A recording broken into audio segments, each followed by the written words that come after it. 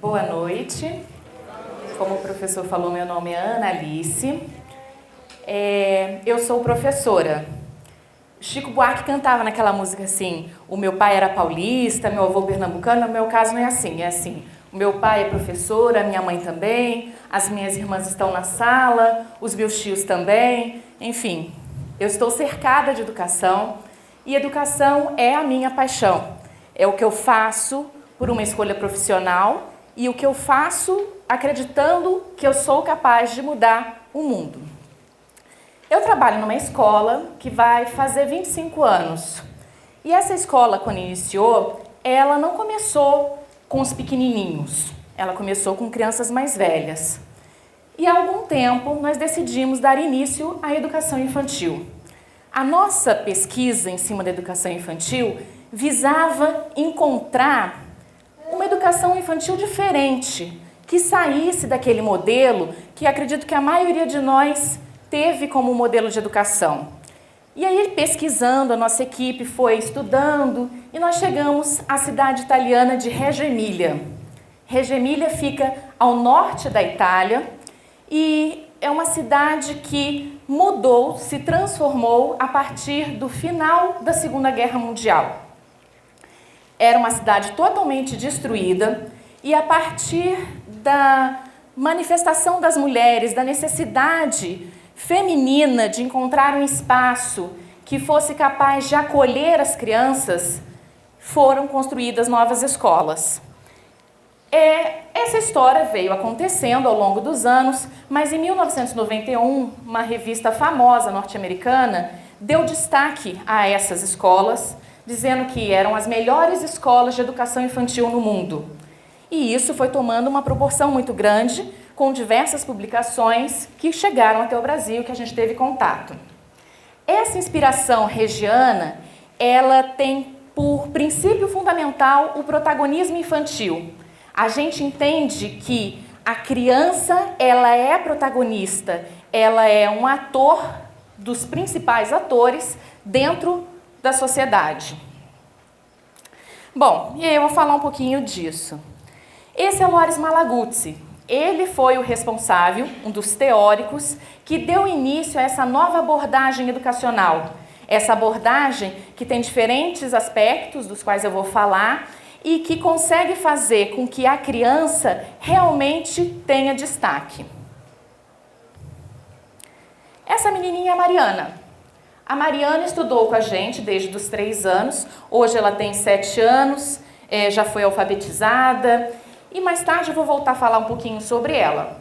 Ela está na nossa escola, essa escola que tem inspiração em Reggio Emília, e esta criança tem uma grande influência na comunidade. Essa é a escola da Mariana. Um dos aspectos principais dentro dessa abordagem é o incentivo ao espírito científico. Pela carinha da criança, vocês conseguem observar o encantamento que essa criança tem ao fazer uma descoberta, a perceber algo de novo naquele objeto que está sendo investigado. Existe toda uma compreensão do que acontece na natureza, dos sentidos que nós temos e pelos quais a aprendizagem vai passando. Esse é o mesmo projeto que a gente estava vendo antes, que a criança estava observando o crescimento de uma lagarta, a transformação, até chegar a esse ponto. Um outro aspecto muito importante da gente falar é a questão da escuta ativa. É dar a possibilidade da criança se manifestar. Vocês todos devem lembrar de uma apresentadora que, quando tinha uma criança puxando assim a roupa dela, falou: "Senta lá, Cláudia". Lembram disso? A gente não pode agir assim com a criança. A gente precisa não só escutar usando a audição, mas ter essa percepção que a criança fala não só através da linguagem oral. Ela se expressa com seus gestos, ela se expressa no silêncio. Então, em todos os momentos, essa escuta ativa é desenvolvida. as linguagens da criança não são só essas linguagens com as quais a gente está acostumada. Ela também vai se manifestar através das artes, vai se manifestar também pelo movimento. A criança tem uma energia que transborda, ela não consegue ficar sentadinha, quietinha, né? A gente às vezes fala assim, fica quietinho. Não, não fica quietinho, se manifesta, deixa que essa energia aconteça em você. Além disso, nós podemos mostrar para vocês que a criança, ela unindo essa percepção dela de mundo, daquilo que a cerca, ela começa a produzir. Ela não só recebe saberes, ela produz os saberes que vêm de diversas origens, das famílias, da comunidade em que ela está, da igreja que ela frequenta. E aí, um dos aspectos mais importantes dentro da abordagem é a família. A nossa escola entende que a família deve estar com a gente. A família não fica do portão para fora. As famílias da nossa escola, elas estão com a gente a todo momento.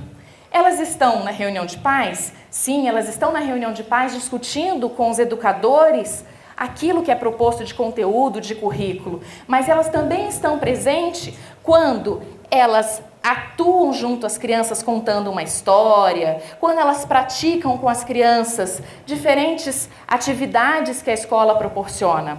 Então, é essencial a presença da família com a gente. Essa presença da família também vai nos auxiliar no desenvolvimento da autonomia.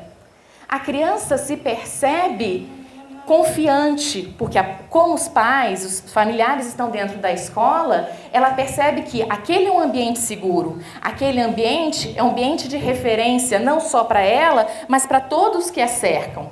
E essa autonomia, ela é desenvolvida não só nas coisas corriqueiras do dia a dia, buscar uma agenda dentro da mochila, calçar o próprio sapato, mas no desenvolvimento do autoconhecimento, na compreensão das potencialidades que cada criança tem, das limitações que precisam ser superadas, do fortalecimento de tudo que essa criança tem a desenvolver.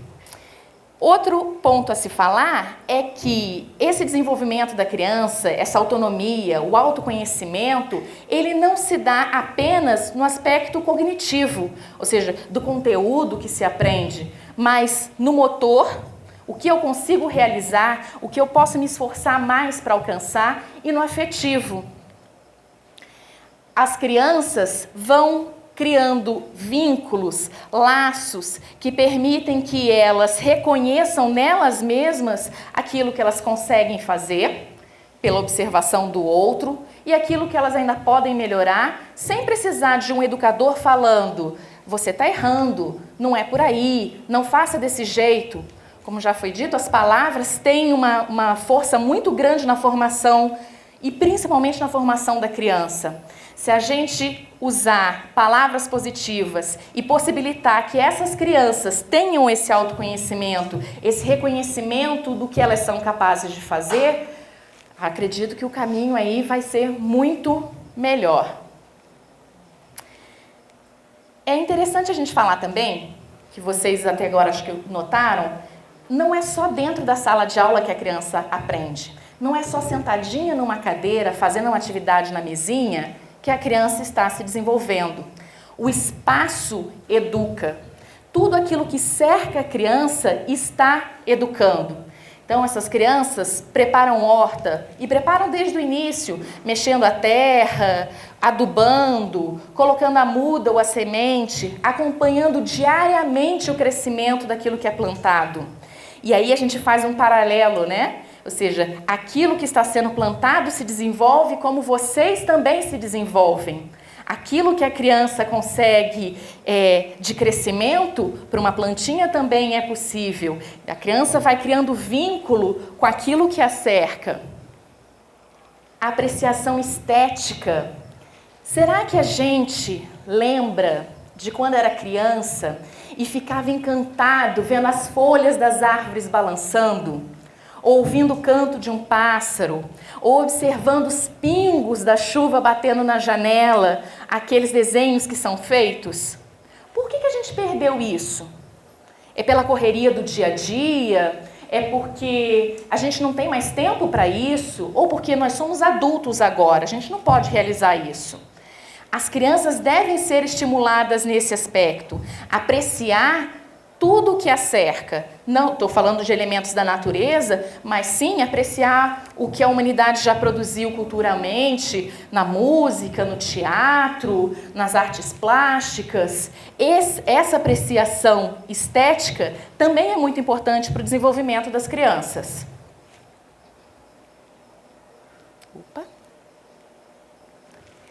Na nossa escola, mais do que por força da lei, mas principalmente porque nós entendemos que as diferenças existem a todo instante em qualquer lugar, nós promovemos a inclusão de crianças, não vou falar com deficiência, porque todos nós temos as nossas deficiências, mas crianças que têm necessidades educacionais especiais, crianças que precisam de um olhar mais atento, de uma participação um pouco mais ativa de todos que a cercam para poder se desenvolver.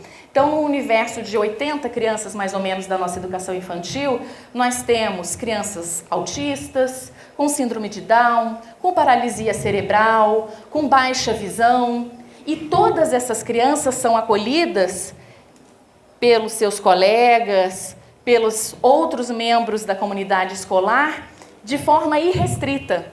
A gente entende que essas diferenças são capazes de potencializar o desenvolvimento de todas as crianças. Indo um pouco mais além, é importante mencionar a questão da consciência global. A gente entende que a criança tem noção de causa e consequência. Talvez não em grandes dimensões, o que eu faço aqui pode ter um efeito mundial, mas elas têm essa percepção de que o mundo que as cerca é influenciado por elas. E elas são realmente protagonistas desse desenvolvimento. Aí já colhendo os frutos da horta que eles plantaram, uma atividade que eles desenvolveram dentro de um mapa mundi para ter essa percepção de que tudo se conecta, tudo está relacionado, as coisas não são tão distantes quanto parecem ser. E dando continuidade, eu vou tentar fazer para vocês, lembrando de Loris Malaguzzi, que eu falei lá no início. Ele escreveu, ele não foi um teórico de produção extensa, mas ele escreveu um poema que eu acho importante ler para vocês. Eles se chamam Ao Contrário, as 100 existem. A criança é feita de 100. As crianças têm 100 mãos, 100 pensamentos, 100 modos de pensar, de jogar, de falar. 100, sempre 100. Modos de escutar as maravilhas de amar. 100 alegrias para cantar e compreender. 100 mundos para descobrir. 100 mundos para inventar. 100 mundos para sonhar. A criança tem 100 linguagens. E depois, 100, 100, 100. Mas roubaram-lhe 99. A escola e a cultura separaram-lhe a cabeça do corpo. Dizem-lhe para pensar sem as mãos, para fazer sem a cabeça, para escutar e não falar, para compreender sem alegrias, para amar e maravilhar-se apenas na Páscoa e no Natal. Dizem-lhe para descobrir o mundo que já existe. E de 100 roubaram-lhe 99. Dizem-lhe que o jogo e o trabalho, a realidade, a fantasia, a ciência, a imaginação, o céu e a terra, a razão e o sonho, são coisas que não estão juntas. Dizem-lhe que as 100 não existem. A criança diz, ao contrário, as 100 existem. Vou voltar na Mariana. A Mariana é uma criança que hoje tem 7 anos e que foi capaz, quando tinha apenas 4 anos, de transformar a realidade que ela vivia. Na escola, ela escutava da professora sobre a importância de separar aqueles itens que são descartáveis, o lixo para reciclagem, e fazia isso sozinha. Lavava os potinhos, jogava no lixo que ela determinava. E de tanto insistir com a família se transformou e começou a fazer a coleta seletiva. A Mariana é minha filha e a Mariana transformou a minha vida. Assim como a Mariana, outras crianças também podem fazer isso. É só dar oportunidade para que isso aconteça. Obrigada.